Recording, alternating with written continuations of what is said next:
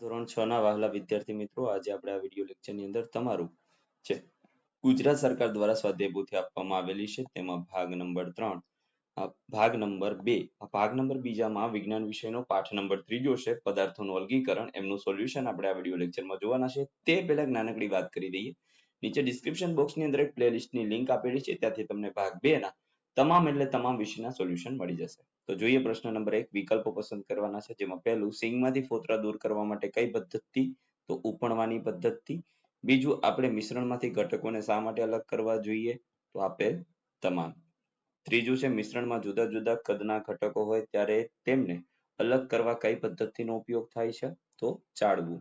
ચોથું, તમને ગ્લાસમાં એકઠા કરેલા મણકા અલગ કરવાનું કહેવામાં આવે તો આ મણકા કઈ રીતે? જો મણકા બધા એક સાઈઝના છે, કલર અલગ અલગ છે, એટલે રંગના આધારે તમે અલગ કરી શકો.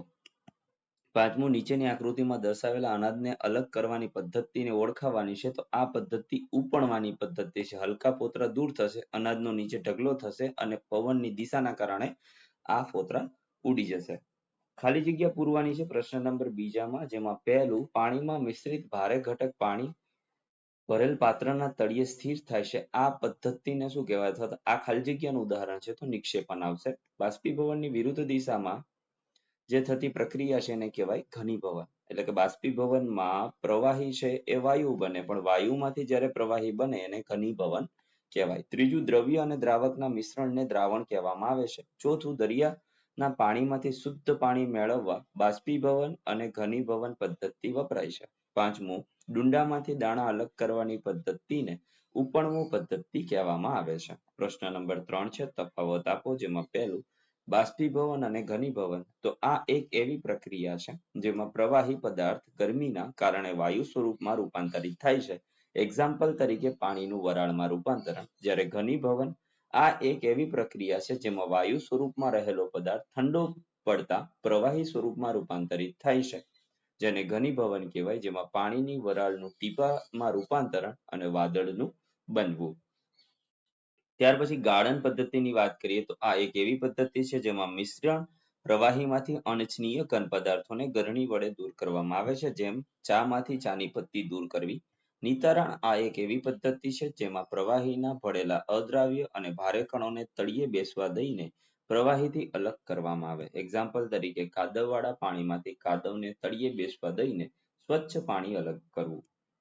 ત્યાર પછી ચાળવું અને વીણવું. એમાં ચાળવું જોઈએ તો બે ઘન પદાર્થોના મિશ્રણમાંથી મોટા કદના તથા નાના કદના ઘટકોને અલગ કરવા ચાળણીનો ઉપયોગ કરી ચાળવું પદ્ધતિ વપરાય છે. જેમ કે ચોખામાંથી મગ અલગ કરવા અથવા તો રેતીમાંથી કાકરા અલગ કરવા.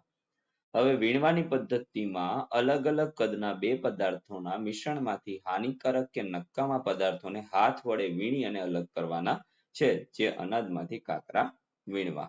ત્યાર પછી ખરા ખોટામાં પહેલું છે ખરું, બીજું ખોટું, ત્રીજું પણ ખોટું, ચોથું છે સાચું, પાંચમું ખોટું, છઠ્ઠું ખોટું, સાતમું સાચું, આઠમું ખોટું, નવમું સાચું.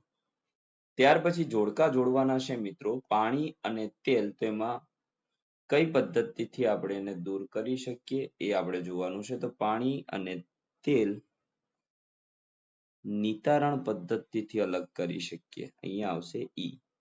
લોટ અને લોખંડનો ભૂકો તો ચુંબક વડે અલગ કરી શકાય. પાણી અને મીઠું તો બાષ્પીભવનથી અલગ કરી શકાય. ચણા અને મિશ્રિત થયેલો ચોખાનો લોટ, આને આપણે ચાળવાની પદ્ધતિથી અલગ કરી શકીએ. અને ઘઉંમાંથી કાકરા, એને વીણવાની પદ્ધતિથી અલગ કરી શકીએ. મિત્રો અહીંયા ઈ આવશે. સોરી, ભૂલમાં ઉતાવળમાં બી લખાઈ ગયો છે. નીચે આપેલા પ્રશ્નોના જવાબ આપવાના છે, તો આપણે અહીંયા દરેકે દરેક પ્રશ્નોના જવાબ લખેલા છે. એમાં પહેલું, પાણી ભરેલા ગ્લાસમાં ચોક્કસ માત્રામાં ખાંડ ઓગળ્યા પછી તેમાં વધુ ખાંડ ઓગળતી નથી, આવું કેમ બને છે? તો તેનો જવાબ આપણે અહીંયા લખેલો છે. તો ચાલો મિત્રો, હવે આપણે ધીમે ધીમે સ્ક્રોલ કરતા જઈએ, જે તમારે જોતું જવાનું છે.